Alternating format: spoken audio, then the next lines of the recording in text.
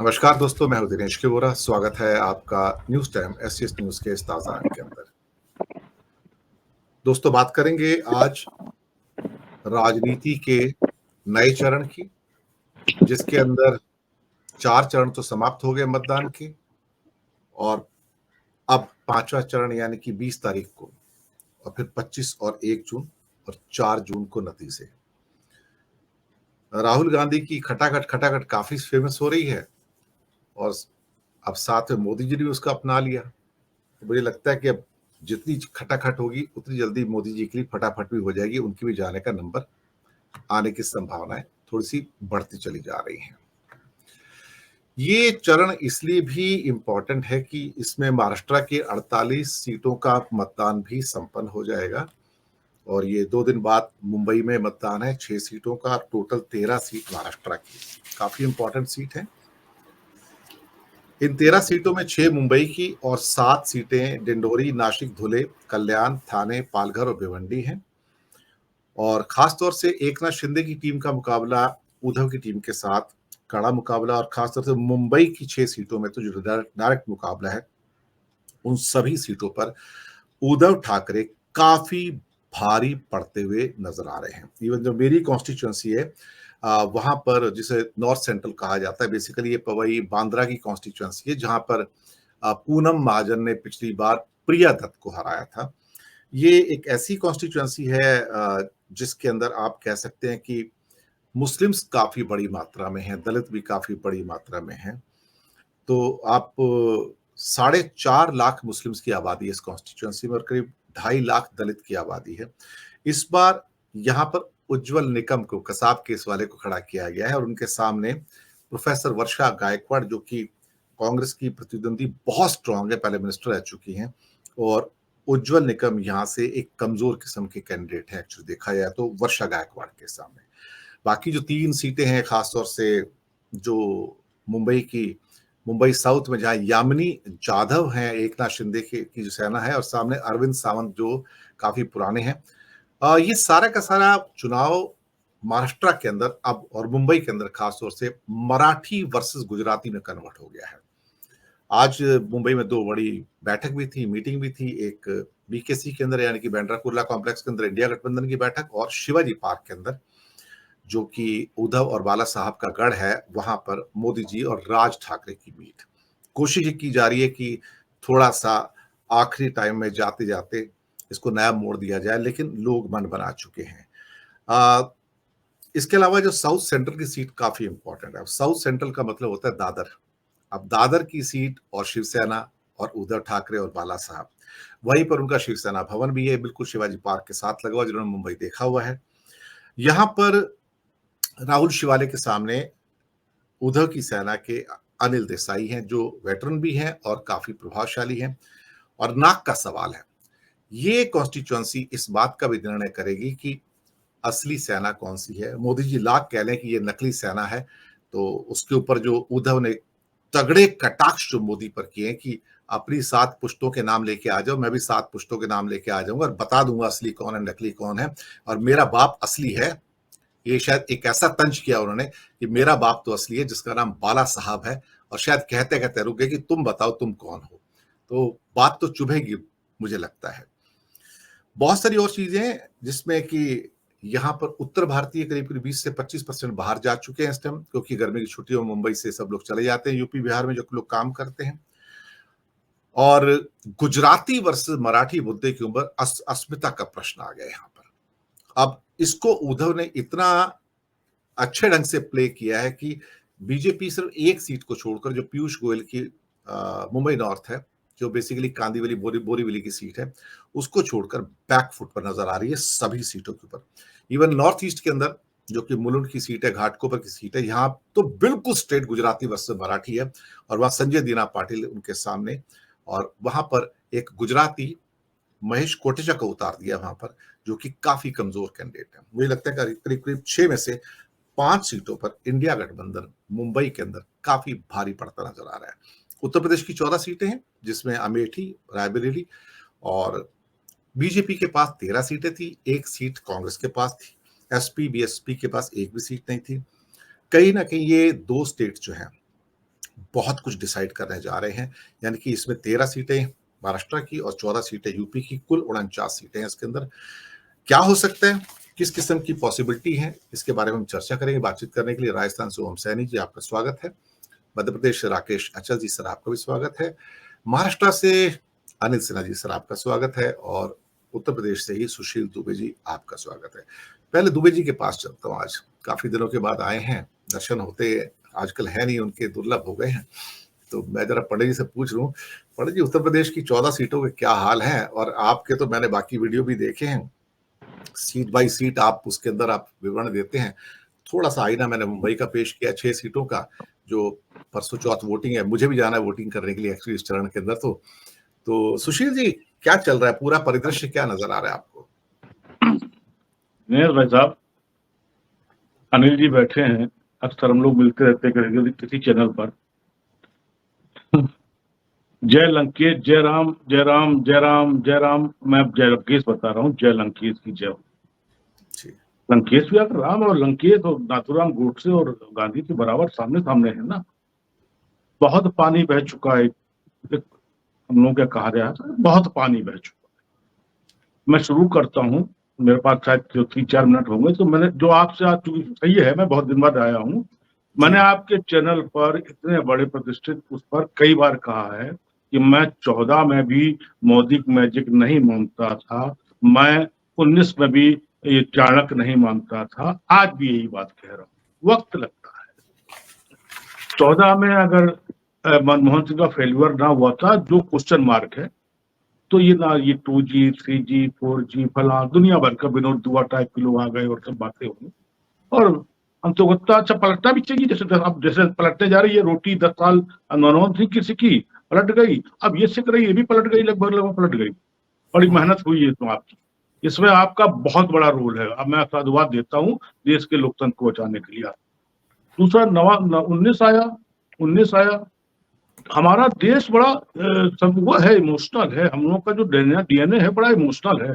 कैसा इमोशनल है कि वो अगर पत्थर हम बता दें कि फला पत्थर और फला पेड़, तो उसी में शुरू हो जाएंगे लोग पूछना और काम दुनिया भर का। आप और शहीदों के नाम पे तो गजब ही होता है।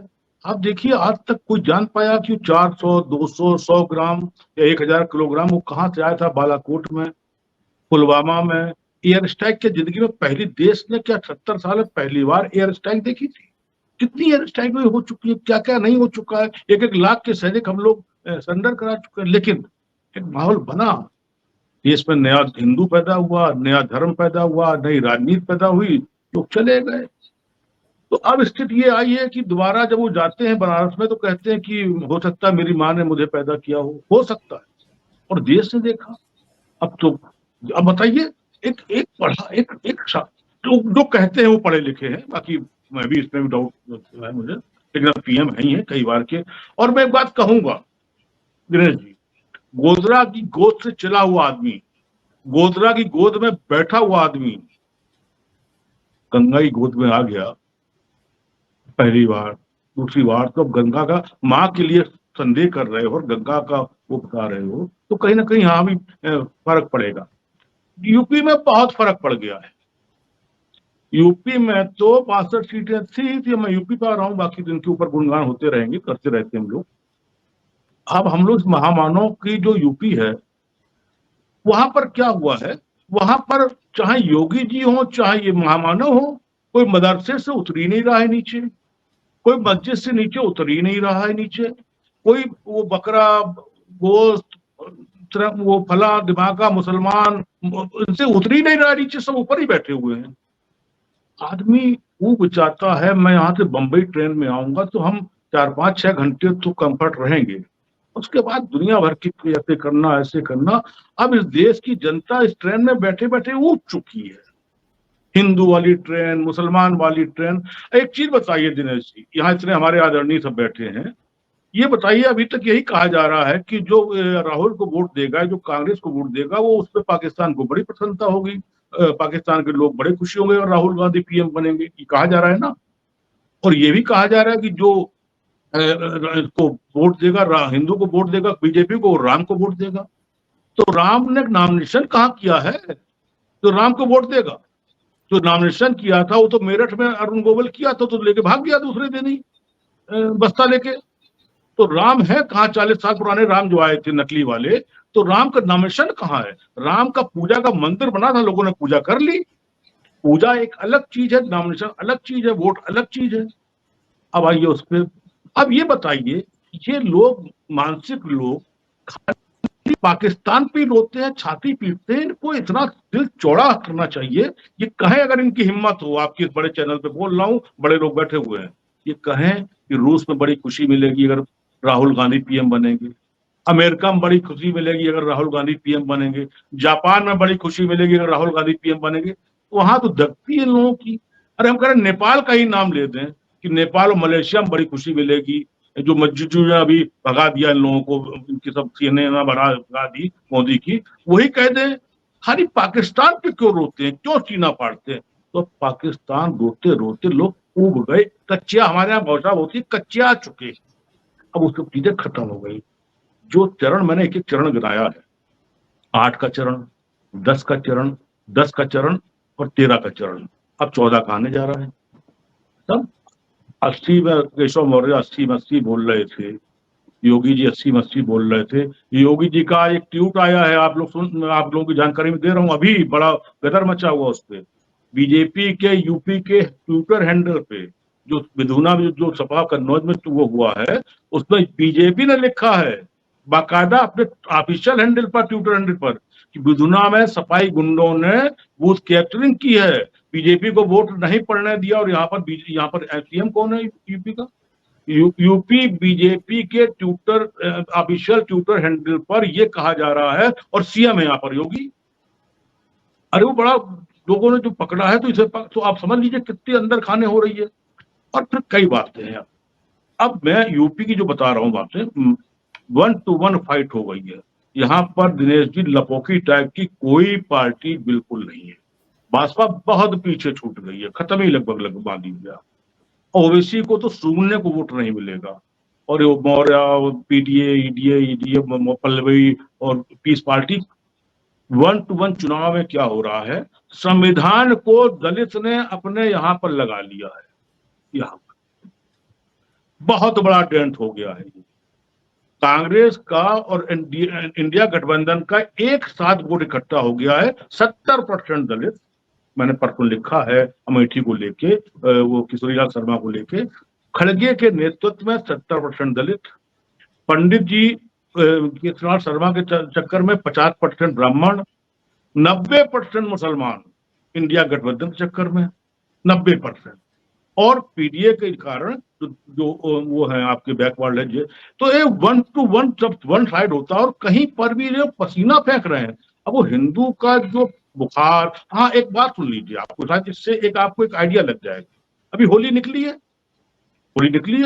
होली में क्या होता है, आदमी ठोस के दारू पी लेता है, देसी, महुआ, ब्लैक डार्क, जो मिली उसको एकदम खींच गया, होली है, खुशी की होली है। उसके बाद क्या होता है दिनेश जी, लौट जाता है नाली में। 2-4 घंटे, 24 घंटे बाद जब घर पहुंचता है तो कपड़े फटे, मुंह पे काले, दुनिया भर का। और वो 2 घंटे, और फिर 24 घंटे बाद जब सो के उठता है तो सामने माता खड़े हैं, पिता खड़े हैं, पत्नी खड़े हैं, बच्चे खड़े हैं। अब शर्मिंदा होकर मुंह छुपा के कमरे में घुस जाएगा। फिर पत्नी अंदर पहुंचेगी, आएगी, हाँ भाई बताओ वो पर्स कहाँ है? अब उसका बुखार उतरा कि पर्स कहाँ है, कहीं वो चेन था गले में तुम्हारी, नकली समझ लो लेकिन थी, वो कहाँ है, कहीं वो फला है, कहीं वो मोबाइल कहाँ। अब मोबाइल के नाम पे उसको झटका लगा कि मोबाइल कहाँ है। भाई साहब सारा लुट पिट गया, उसके सारे कागज सब चले गए। अब उसका बुखार उतर गया, अब वो होली का नशे का बुखार पूरा उतर गया। ये 10 साल हिंदुत्व का और धर्म का जो बुखार था, वो अब इस समय आके उतर गया है, क्योंकि ये चुनाव जनता ने पकड़ लिया। और इसकी जब से उत्तर प्रदेश है, उत्तर प्रदेश में वो वोटिंग हो रही है, कहीं कहीं पे तो वो हाल है कि लोग ना रो पा रहे हैं ना गा पा रहे हैं। मैं एक एक सीट की बता दूंगा, और मैंने एक एक सीट का सर्वे किया, और उस पर हमने कई उस पर दिया, और सब उस पर आर्काइव में है। ये जो आपकी जो ये सीटें 14 हैं, 14 में जो पिछली 13 थी, 9-4 का मामला है, 9 गठबंधन की हैं आपके, 9 कोई कह नहीं पाएगा, हिम्मत नहीं कर पाएगा। मैं पूरे प्रदेश की बात नहीं कर रहा हूँ, मैं 9 की है और अब 14 जो आ रही हैं, 14 मैं अभी गिना दूं आपको। 14 में सीधे-सीधे 8, सीधे-सीधे 8। आज आज अमित शाह ने आज कहा है रायबरेली में, आज, और 400 भूल गए। उन्होंने हाथ जोड़ के कहा है कि भैया लोगों, ये अमेठी और रायबरेली जिता दो, हम 400 मान लेंगे। अब बताओ ये लेवल पे आ जाए। वो एक मनोज पांडे गया था, सपा के समय पर भाजपा अखबार होता था रायबरेली का, विधायक है वही रायबरेली का। आज वो एकदम हाथ जोड़े खड़ा हुआ था गृह मंत्री के मंच पे कि मैं ज्वाइन कर लिया। जो स्थितियां जहां पर मोदी के नाम पर देश चल रहा था, विश्व चल रहा था, जहां पर यूक्रेन का युद्ध मोदी के नाम पे शांत हो रहा था, वहां पर मोदी को ये कहना पड़े कि टेम्पो लेके अडानी वहां से निकलते हैं, तो समझ लीजिए मानसिकता क्या है। अभी कल बोले हैं प्रतापगढ़ में मोदी जी कि परसों चुनाव है 20 तारीख को, वो बता दिए कि जो है कल ही चुनाव है। मतलब उनको पता ही चल रहा। मैं ये बता रहा हूँ जो वहां की स्थिति है उत्तर प्रदेश की, बहुत लंबा हो जाएगा।